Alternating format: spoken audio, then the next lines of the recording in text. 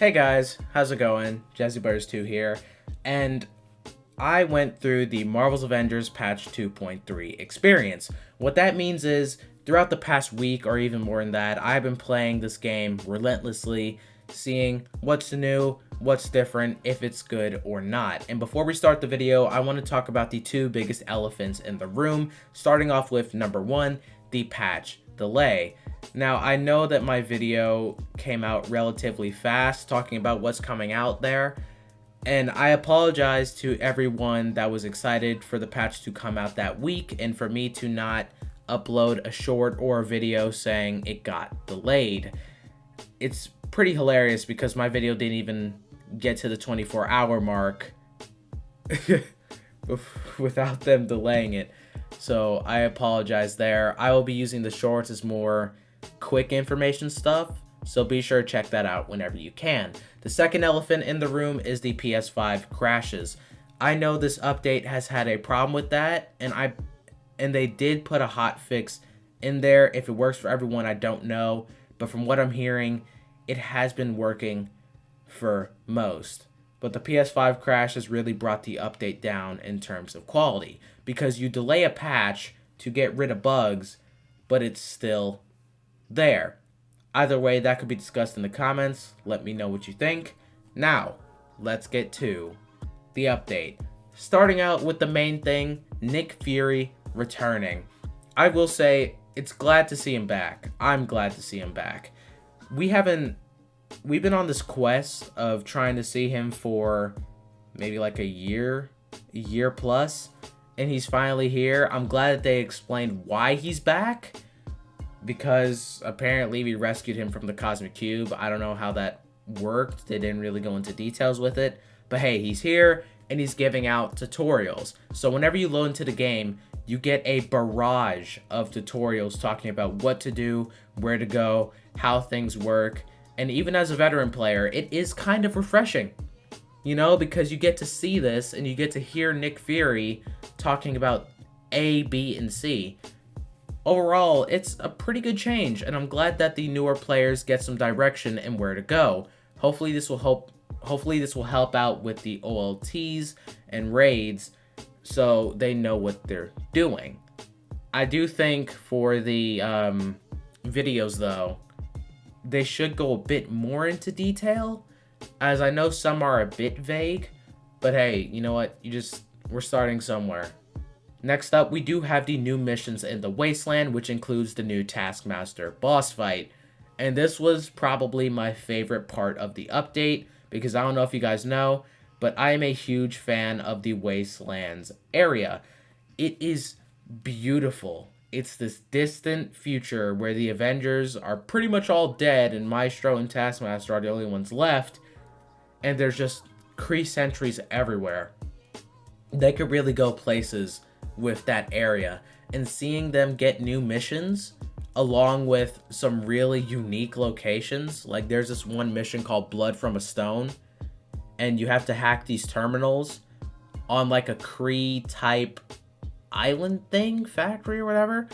It's very unique, and I love that. But on the downside, there's the Taskmaster boss fight. Let me tell you guys, Taskmaster was cut from Future Imperfect, aside from that one cutscene. And it did suck because it did kind of ruin the story of Future Imperfect a bit.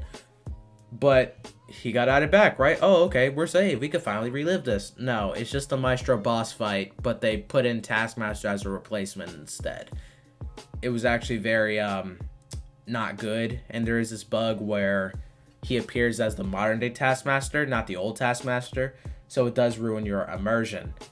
So that is definitely a downside.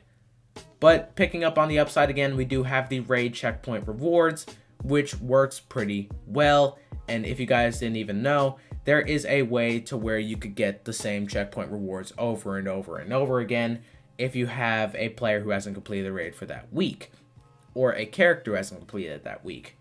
I think this was probably one of the best features they could have added to Marvel's Avengers, because without join in progress, there is a lot that could go wrong in endgame missions like the OLT or the raid. So adding checkpoint rewards is a great step forward, and hopefully in the future they could do it more.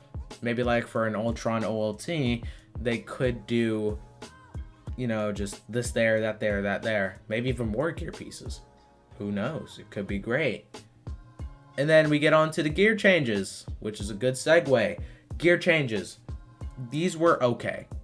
From my experience, I didn't really use them a lot because I'm already high level and they just kind of don't mix. There were a couple of good gear changes, you know, for like Spider-Man and Iron Man. Like the Hulkbuster stun damage that does help out in the raid. And there was also the technical power set. They were okay. It was nothing major, but it's a good step forward. And I know Melee got a bit of some love there as well, within like a tiny bit. The next step forward, hopefully, is buffing Melee, as if you guys didn't know. Melee is very underpowered in Avengers, surprisingly, and we do need it to take over the spotlight once. Again, the unit economy is actually good. Another good change that they made in this update. Another good feature, if you will. They finally added unit rewards to the OLT, the raid, the villain sectors, and some other missions, I believe. Mission chains. You finally get more units in the game. It works and it's great. I know that you could get at least 2,000 units a day if you really wanted to, and that's pretty big, you know, because in order to unlock the specialty shipment skin, that's like just about 50,000 units. It's a lot. So adding more units to these missions is a good way to counter that, and it definitely does help out with things like buying skins from the vendor or just buying shipment stuff in total and trying to get those skins that are locked in there. Then we did have some slight changes, of course, mainly hero changes. For one, there was Iron Man and Thor being able to spend less energy while boosting themselves manually. That's a really good change. As before, they could only boost themselves manually for a little bit, like 2 to 3 seconds, and boom, all your energy is gone. Whereas now, it's double or triple that amount of time, depending. You also had ones where I believe you could damage enemies while Black Panther pounces on them. That's a good one. It's a good way for that to be fixed. You also had some idle ones, like where Spider-Man is manually aiming to shoot his webs. He doesn't use the flipping pose anymore. He just kind of stands there, and then it's also kind of fixed, which is something that people were complaining about. So I'm glad that's added now and changed. Otherwise than that, there is one more thing. The bugs. Every single Marvel's Avengers update does come with bugs. And I will say, out of all of them, I think this one had the least consequential bugs, besides the PS5 one.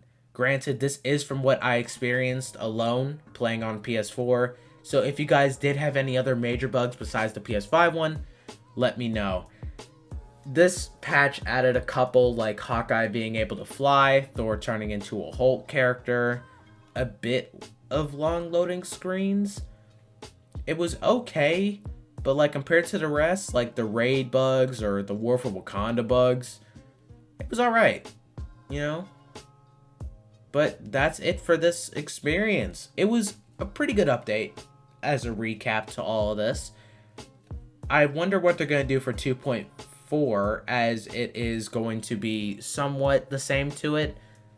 Hopefully they buff Melee eventually, not in just gear, but in stats in total. We need to have equal diversity in that, and hopefully we get more comic skins soon.